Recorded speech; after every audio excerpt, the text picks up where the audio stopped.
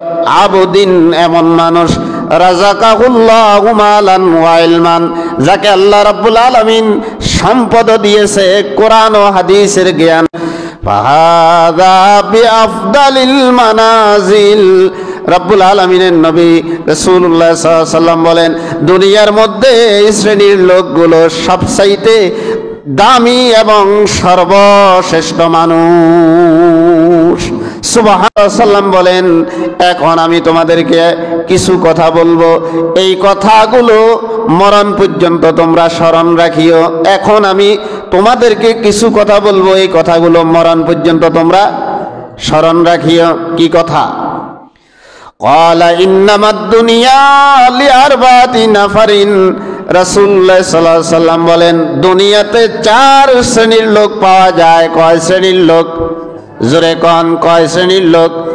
রাসূলুল্লাহ বলেন, দুনিয়াতে 4 শ্রেণীর লোক পাওয়া যায়। নাম্বার 1, আবদিন রাযাকাহুল্লাহু মালান ওয়া ইলমান। আবদিন এমন মানুষ, 1 নম্বর, আবদিন এমন মানুষ রাযাকাহুল্লাহু মালান ওয়া ইলমান, যাকে আল্লাহ রাব্বুল আলামিন সম্পদ দিয়েছে, কোরআন ও হাদিসের জ্ঞান দিয়েছে। কয়টা বিষয় দিয়েছে তারে? জোরে কোন, কয় বিষয়? 2টা বিষয় দিয়েছে। 1 নম্বরে তারে কি দিয়েছে? 2 নম্বরে কি দিয়েছে? কোরআন হাদিসের জ্ঞান। আমি কথা বলতেছি, আমি হয়তো বেশি জানি একটু, কিন্তু আপনারা কম হইলেও জানেননি। কথা কয় না, জানেননি। তাহলে 1 নম্বর ব্যক্তিকে, দুনিয়াতে কয় প্রকারের লোক আছে? 4 প্রকার।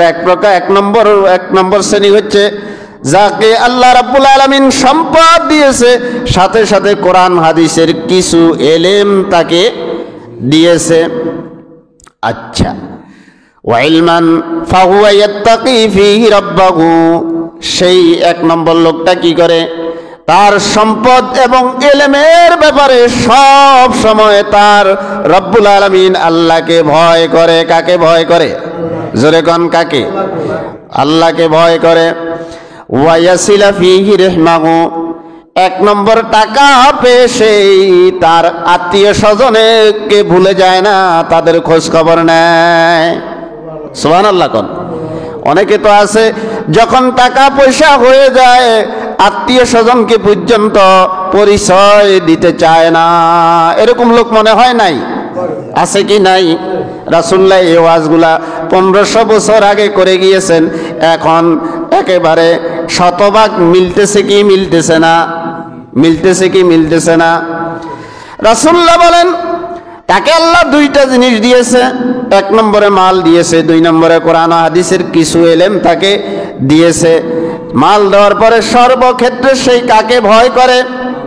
আল্লাহকে ভয় করে। শুধু আল্লাহকে ভয় করে না, ওয়া ইয়াসিলা ফীহি রাহমাহু, আত্মীয় স্বজনদের খোঁজ খবর নেয়, বোনের খোঁজ নেয়, ফুফুর খোঁজ খবর নেয়। আছেন এরকম মানুষ? আছে না? সংখ্যায় কম না বেশি? জোরে কোন, সংখ্যা কম না বেশি? ভাইয়ের খোঁজ খবর নেয়। এখন তো জায়গা সম্পত্তির জন্য ভাইয়ে ভাইয়ে পর্যন্ত সমাজে মারামারি, একজন আরেকজনের ছায়া পর্যন্ত দেখতে পায় না। সত্য না মিথ্যা কথা? সত্য না মিথ্যা কথা? হাদিসের সাথে মিলের কি মিলেন না? বোনের খোঁজ খবর নেয় না, এরকম মানুষ নাই আমাদের সমাজে। সত্য না মিথ্যা কথা? তাহলে রাসূল এগুলা বলার উদ্দেশ্য কি?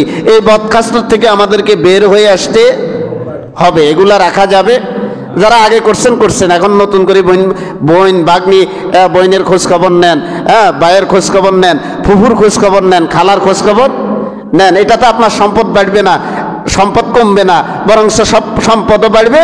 রাসূলুল্লাহ আরেক হাদিসে বলেন, আত্মীয় স্বজনদের যদি খোঁজ খবর নেওয়া হয়, ব্যক্তির হায়াতকেও আল্লাহ বাড়াই দেন। সুবহানাল্লাহ জোরে কোন।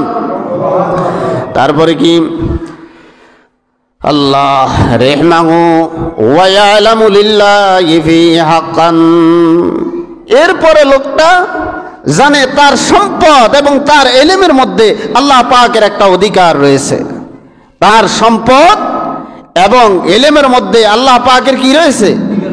1 নম্বরে সেই যেই কাজটা করে, এলেমও আছে, সম্পদও আছে, সেই আত্মীয় স্বজনের খোঁজ খবর নেয়, মানুষের অন্যান্য আশেপাশের লোকজনের, অভাবী লোকজনের খোঁজ খবর নেয়। তারপরে 2 নম্বরে সেই কি করে? সে কি করে? আল্লাহর হক তার সম্পদের ভিতরে আছে, আল্লাহর হক তার ইলমের ভিতরে আছে, সে এটা বুঝে এবং জানে। 3 নম্বরে সে আল্লাহকে কি করে? ভয় করে। 3 নম্বরে সে আল্লাহকে কি করে? রাসূলুল্লাহ সাল্লাল্লাহু আলাইহি ওয়াসাল্লাম বলেন, ফাহাদা বিআফদালিল মানাজিল।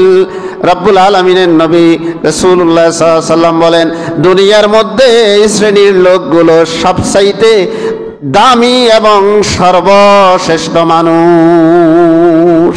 সুবহান।